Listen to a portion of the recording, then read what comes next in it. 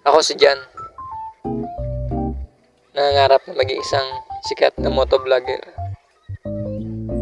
At hindi kayo magagawa kung hindi nyo ako susuportahan. Kaya tara, samahan nyo ako. Eto na, nakapagsimula na tayo. Sa mga nanghihila sa atin dyan, sa pababa, okay lang yon, tuloy nyo lang yung mga ginagawa nyo. Dahil nasa sa inyo naman yan, di ba? Pero hindi tayo magpapa-apekto sa mga taong, alam nyo yun, taong hindi naniniwala sa kakayanan natin.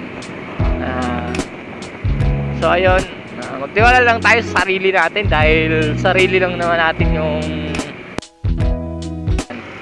na kesyo hindi naman natin yan kaya, kesyo sasayang lang tayo ng oras dito, kesyo ganyan, dami nilang sinasabi. Kung magpapapekto tayo sa sinasabi nila, susunod na tayo agad, di ba? So ayun, dahil gusto natin tong gawin, bahala sila sa mga sinasabi nila. So meron pala ditong guys, sa San Jose, merong Harana, hindi ko alam, hindi ko sure kung Harana Festival ata ito.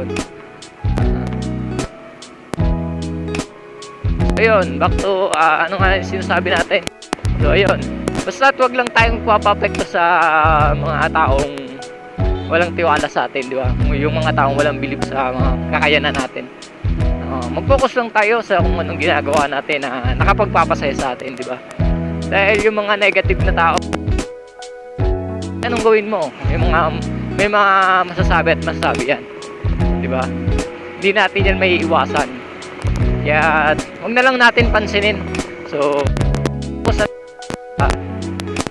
mga ginagawa natin na alam nating wala tayong naapekto ang ibang tao, di ba? Yun naman yung mahalaga dun, di ba guys?